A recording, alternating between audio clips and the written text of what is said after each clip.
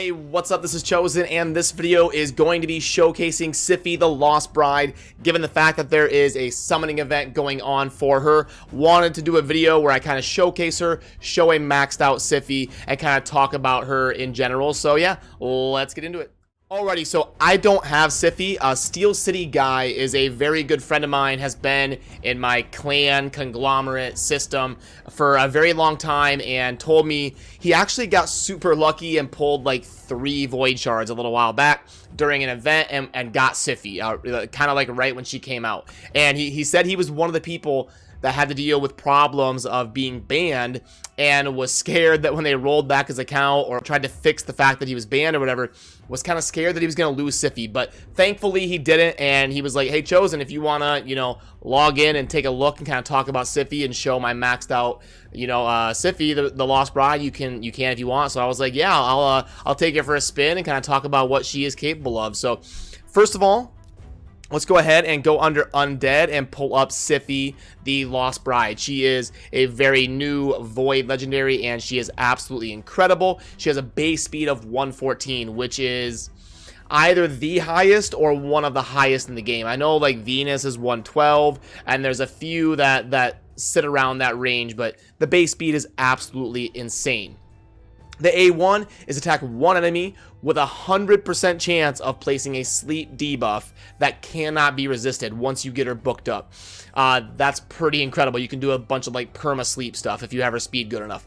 And then that's if the turn meter is equal to above 50%. And this debuff cannot be resisted. As I said, heals all allies by 5% of their max HP if the target's turn meter is below 50%. So we're always going to be getting some value out of her A1. And then moving into the A2, this is insane. Fill the turn meter of all allies by 15% and place a block debuffs buff, a 60% increased defense buff, and a 30% increased speed buff on all allies for 2 turns. And we can get that to a 3-turn cooldown. So it's kind of like a Super Saiyan Apothecary. And the cool thing is in the Torment meta, that block debuffs will stop the Torment from freezing. And then when we get to the passive, it's going to be heal each ally by 15% of their max HP at the start of their turn. So a permanent 15% continuous heal on your whole team.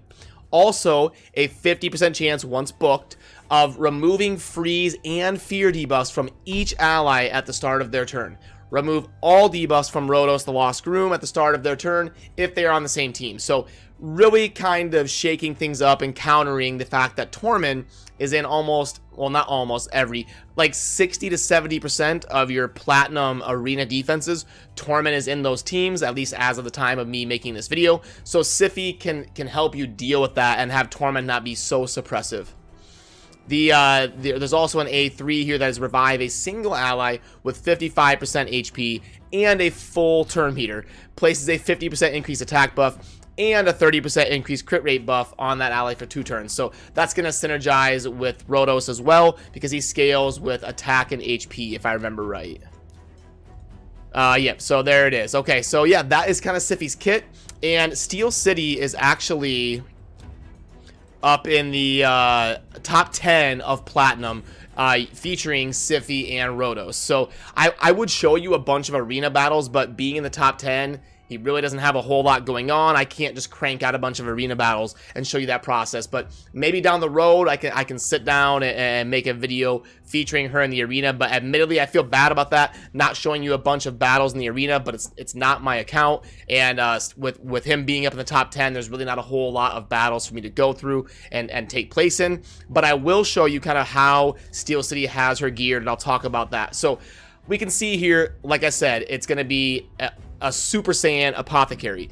So we're going for speed, max speed. So we can see here, if we pull up the total stats, we've got speed of 330, and then defense, HP, sustain, and accuracy and resistance look kind of even. We don't really need a whole lot of accuracy on her. She's got the sleep, but it can't be resisted. So in terms of banner, he went with accuracy, but I don't really know why. But if I had to guess, I would say it's because it was his best speed banner. So we've got 17 speed on this one banner, and even though she doesn't really need the accuracy, I'm gonna guess that's why he went with the accuracy banner, because it was his best speed piece, if I had to guess. So yeah, this one could possibly roll triple, but yeah, this one's 10. Yeah, that's my guess, is he wanted to get max speed, even though the accuracy is not important. That was the route. Then we're going with, you know, sustain, crit damage. The amulet is not a super important piece on Siphi. And then on the ring, we're looking for as much sustain as we can get. Defense, HP, that type of stuff. Obviously, on all of the gear, when you're using Siphi in like Platinum Arena, and basically in general, the same as Apothecary, you're going to want a lot of speed. So we're going to see 6 pieces of speed artifact, obviously speed boots, and then we're just basically looking for sustain outside of that. So defense, speed. Crit damage is interesting. I guess probably because this was his best speed piece with speed on it. So if we go through the gloves, yeah, that has to be why. Okay, yeah, so we're prioritizing speed over everything else in this build. 22 plus 8, 30 speed on the weapon, 20 speed on the helm, and 22 speed on the shield. So yeah, one of the highest, I think the highest speed I've ever built a character to is like 324 or something. So 330 is getting up there. That is a lot of speed. That's got to be pretty close to the max. The max is probably around 350 if I had to guess off the top of my head, if you got everything absolutely perfect. 350 to 360, somewhere in there. 330 is putting in some work on the speed, and that's obviously the priority if you want to use Siphi up at the highest ranks of Platinum. Now, in terms of skills, obviously are all booked, and if you get Siphi, you're definitely going to want to book her.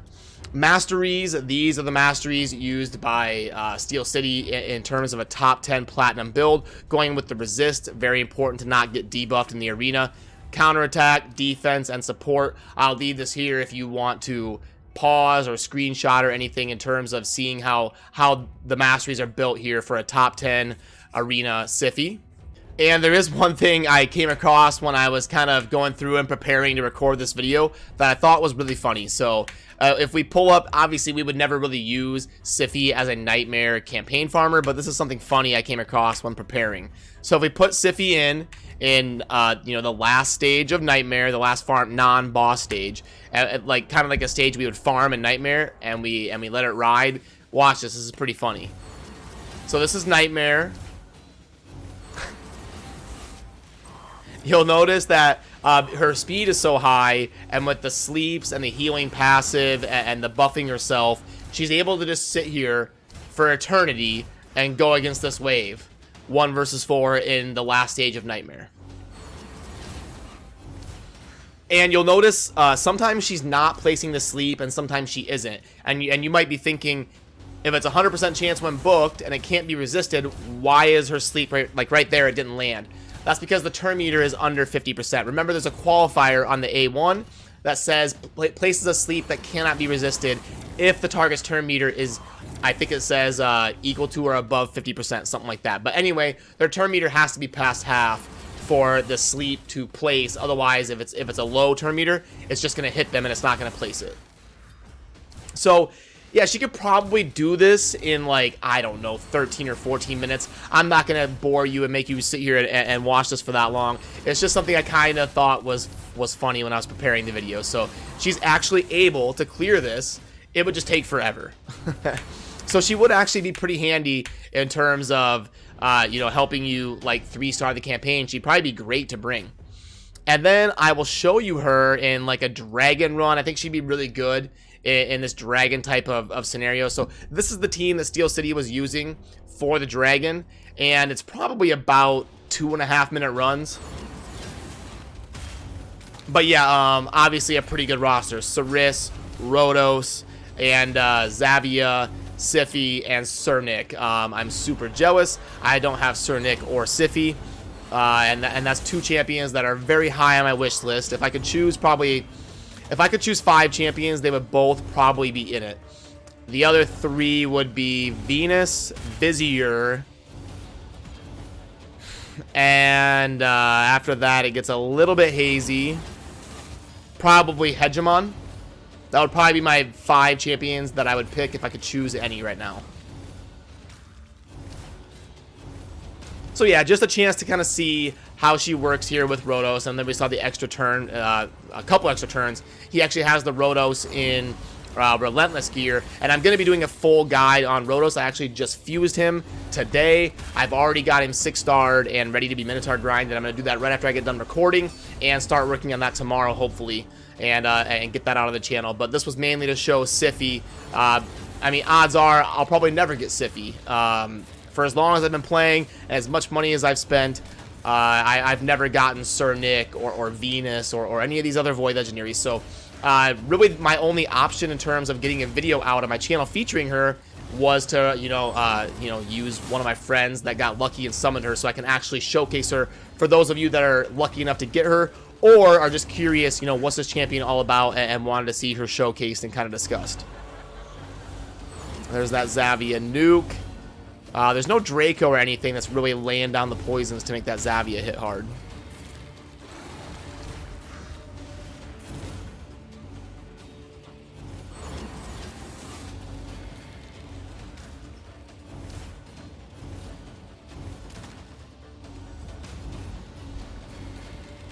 What did I guess? Like 230? Yeah, probably pretty close. But yeah, in terms of Siphi, she's not gonna be good in like the Fire Knight or the Spider, really. I mean, I guess with certain teams you could use her in the Spider to make it work for like an auto strat, I'm sure. But she's not gonna be like a speed farming meta champ in the Spider, I don't think. It's a little bit difficult to know without being able to have her and really dive in. But I think her best dungeons. Let me pull it up here while I talk. She'll obviously be fine in any of the potion keeps. She'll be great in the Minotaur. She'll be excellent in the Golem because she has Revive and she's Void and Speed buff and all of that. So she'll be excellent there. I don't think she'll be super good in the Spider, but I'm sure you can make it work with certain teams. Dragon, she'll be very good there. Fire Knight, she does have the Revive. She'll be usable, just not great there.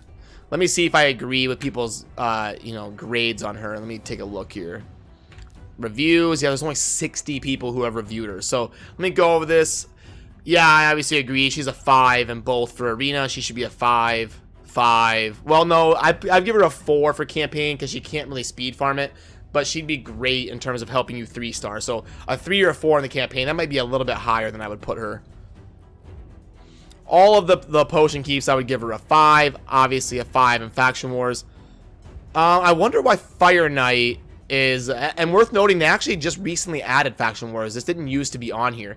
They still have not added the Arcane Keep, though, which is interesting.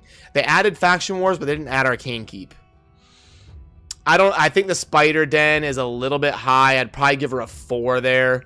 Everything else I agree with, though, for the most part. It's all very high. So, obviously, Siphi is an incredible champion. And I would probably just recommend 6 pieces of speed here, similar to how Steel City has her geared. So, yeah, that's kind of going to do it for going over her. And then before I end the video, I'm going to show you, why not, for fun. Let's show Siphi and Rotos in Nightmare. I don't want to overkill Ultra because he's already gotten past the threshold, so I don't want to screw over his clan here.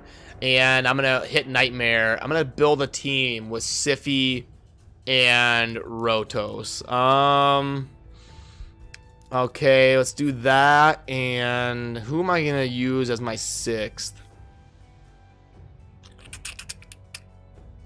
I'm going to do Duchess. She's very good in, like, non-counterattack teams. So, this obviously is not min-maxed. It's not going to be perfected. And they're kind of geared for the arena. And it's just kind of something I'm throwing together for fun at the end of a video on an account that isn't mine. But I want to show you some, just some numbers. So you can see kind of what exactly can you expect if you have this duo of Siphi and Rotos going up against Nightmare. What are some numbers we might hit? So I'm going to go ahead and kind of fast forward this and catch up with you kind of closer to the end of the clan boss fight. Alrighty, so it looks like we're kind of drawing to the end of this fight here.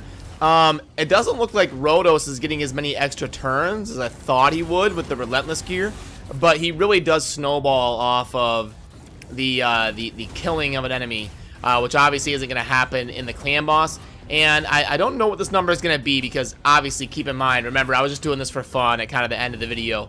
This team is not optimized, and especially the Siphi and Rotos combo is not optimized to bring into a clan boss. So you could get these numbers to be way better, but I figured why not throw it in there. People are going to be curious as like a baseline of what these two are capable of in a clan boss scenario. So I just kind of threw something together as best I could, kind of randomly here at the end, and we'll see what these numbers are. The res came through kind of clutch. We're past, you know, 10.5 minutes here on Nightmare, so not too bad for a team we kind of built on a whim here. Rotos is hanging in there. All right, and there it is. 25.25, and we've got Rotos keeping up with Steel Skull, who is like a healer poisoner. Not bad, especially, you know, remember, he doesn't have War Master or anything. You know, if we pull up the skills here, he's actually got crit damage. If you're going to use him in a clan boss scenario, you would probably go War Master and get all those War Master procs off extra turns, and he would have done significantly more damage. But anyway, I don't want to make this video about Rotos. I'm going to be doing that here in the next day or two. This was supposed to be about Siphi. I just wanted to show how their combo could kind of work in a clan boss here at the end for fun. So yeah, it's going to kind of wrap it up for this video. Couldn't dive in how I normally do when it's a champion that I get on my account and I really, you know, do multiple different scenarios of testing and are able to show in the arena a little bit more and stuff. So admittedly, not like super in-depth, but I wanted to get this out because of the Siphi event and do the best I could in terms of logging in and covering her, and Steel City was nice enough to reach out to me and let me do that, so I really appreciate his help on that. So yeah, good luck if you're trying to get Siphi, and as always, let me know down in the comments what you think about her as a champion, and as always, thank you for watching. Have a good rest of your day. Peace.